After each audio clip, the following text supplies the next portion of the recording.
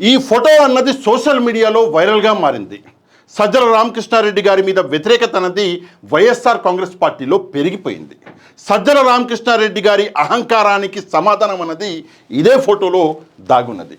ఈ ఫోటో గురించి మాట్లాడడానికి ముందు నేను మీ అందరికీ మహాభారతంలోని ఒక చిన్న సన్నివేశం గురించి చెప్పాలనుకుంటున్నా. మీలో చాలామందికి ఇది ఆల్రెడీ తెలుసున్నప్పటికీ కూడా కొంచెం జాగ్రత్తగా నా ఈ మాటల్ని వినండి. మహాభారతంలో అర్జునుడి బాణాలకి గాయపడినటువంటి కర్ణుడు నేల కొరిగాడు.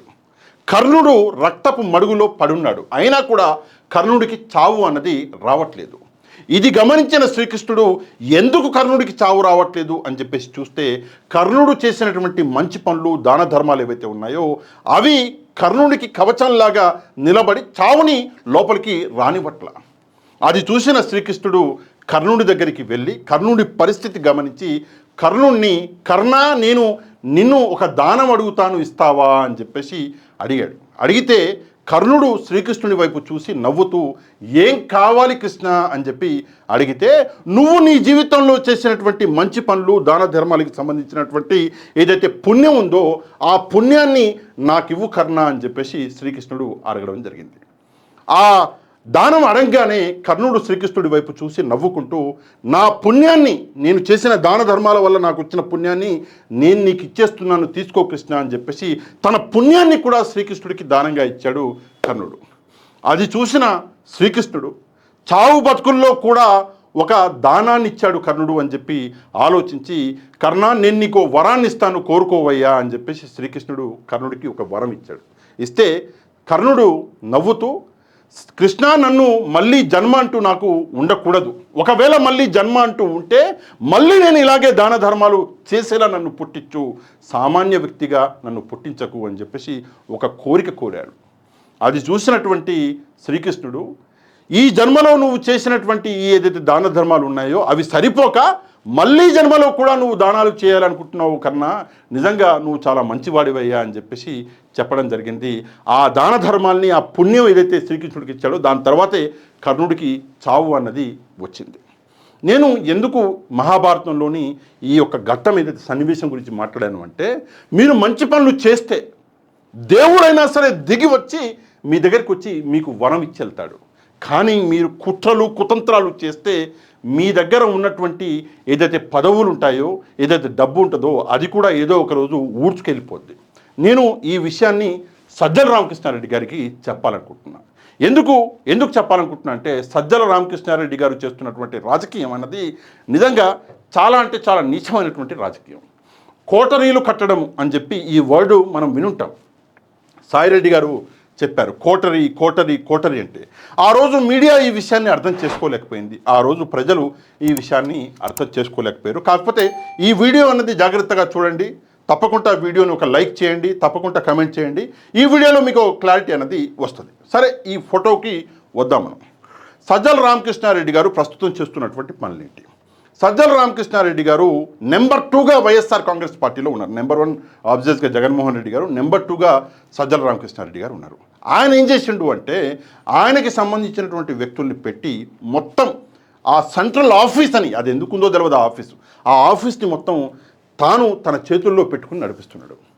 తన మనుషులకి పదవులు ఇవ్వడము, తన మనుషుల్ని పెట్టుకోవడము, తాను చెప్పిన మాటే నెగ్గాలి అని చెప్పేసి ఆలోచించడం అన్నది, పనులు చేయడం అన్నది సజ్జల రామకృష్ణారెడ్డి గారు చేస్తున్నారు. ఇప్పుడు ఆ విషయం మీద అక్కడ పార్టీలో ఉన్నటువంటి నాయకుల్లో లేదా పార్టీకి సంబంధించిన వ్యక్తుల్లో వ్యతిరేకత అనేది పెరిగిపోతుంది.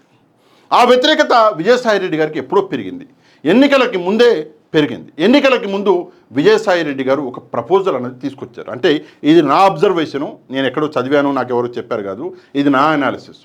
ఏంటి విజయసాయిరెడ్డి గారు తెచ్చిన ప్రపోజల్ అంటే బీజేపీతో కలిసి పోటీ చేద్దాము, ఈరోజు కాకపోతే రేపు మనకి సెంట్రల్ గవర్నమెంట్ అనేది మన చేతిలో ఉండాలి అని చెప్పి విజయసాయిరెడ్డి గారు ప్రపోజల్ తెచ్చారు. ఆ రోజు ఆ ప్రపోజల్ని కాదు వద్దు అని చెప్పేసి జగన్మోహన్ రెడ్డి గారి దగ్గర మాట్లాడింది ఎవరు అంటే సజ్జల గారే. లేదు, ఒంటరిగా వెళ్దాం, సింహం సింగిల్గా వస్తుంది, పులి సింగిల్గా వస్తుంది అని చెప్పి ఆ రోజు మాట్లాడి బీజేపీ ప్రపోజల్ని రిజెక్ట్ చేశారు. ఒకటి అక్కడ మన విజయసాయిరెడ్డి గారికి కాలింది. నెక్స్ట్ వచ్చేసి ఎవరిని పడితే వాళ్ళని ఎక్కడ పడితే అక్కడ సీట్లు కేటాయించేశారు. విజయసాయిరెడ్డి గారిని తీసుకెళ్ళి ఎక్కడో ఆయనకి సంబంధం లేని ప్రదేశంలో ఆయనకి సీట్ ఇచ్చారు.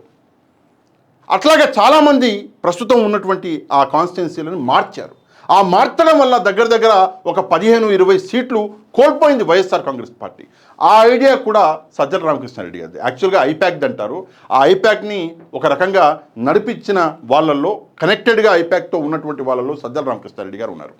ఇదంతా చూసినటువంటి విజయసాయిరెడ్డి గారు ఆయన ఎప్పుడైతే పార్టీ ఓడిపోయిన తర్వాత కొన్ని రోజులకే ఆయన బయటికి వచ్చి లేదు నేను ఈ కోటరీతో నేను ఉండలేను, నా వల్ల కాదు, ఈ కోటరీ ముంచేస్తుంది, జగన్మోహన్ రెడ్డి గారు అధికారంలోకి మళ్ళీ రావడం అన్నది ఇది చాలా కష్టము అని చెప్పి ఆయన మాట్లాడి పార్టీ వదిలిపెట్టి బయటకు వచ్చిండు.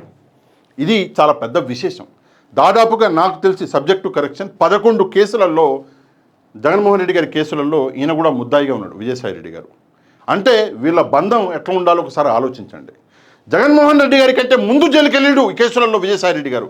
ఆ బంధం ఎంత స్ట్రాంగో ఒకసారి ఆలోచించండి.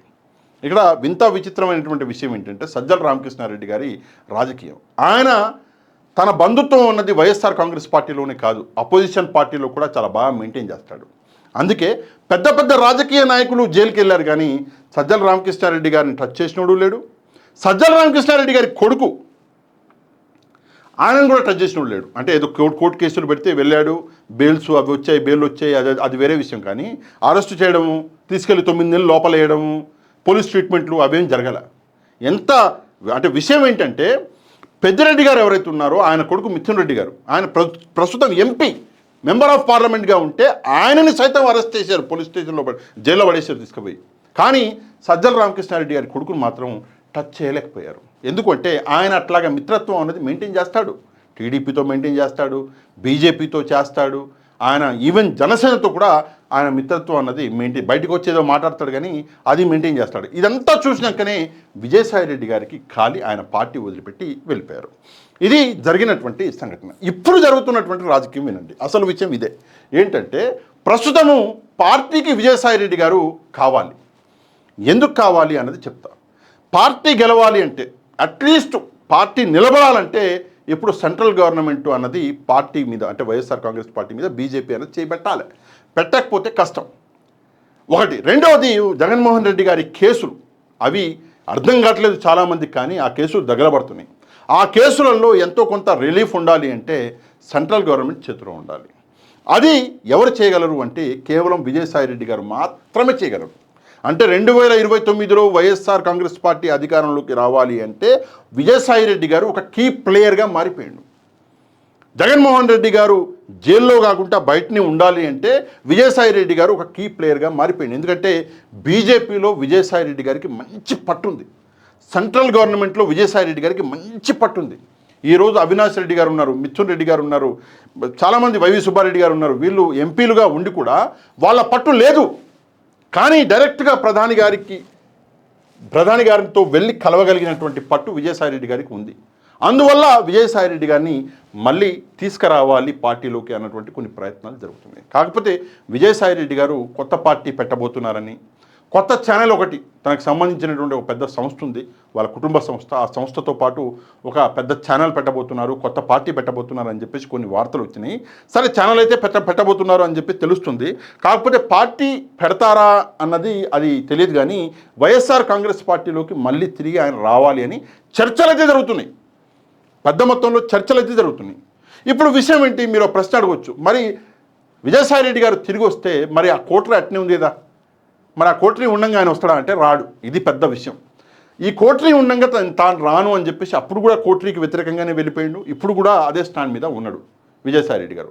మరి ఈ కోటరీని ఏం చేయాలి అంటే సజ్జల రామకృష్ణారెడ్డి గారిని పక్కకు తప్పించేటటువంటి ఒక ఆస్కారం ఉంది.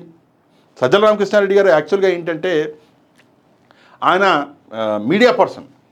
సో ఆయనని మళ్ళీ సాక్షికి ఇన్ఛార్జ్గాను, సాక్షికి మళ్ళీ పంపించాలన్నటువంటి ఒక ఆలోచనలో కనిపిస్తున్నారు.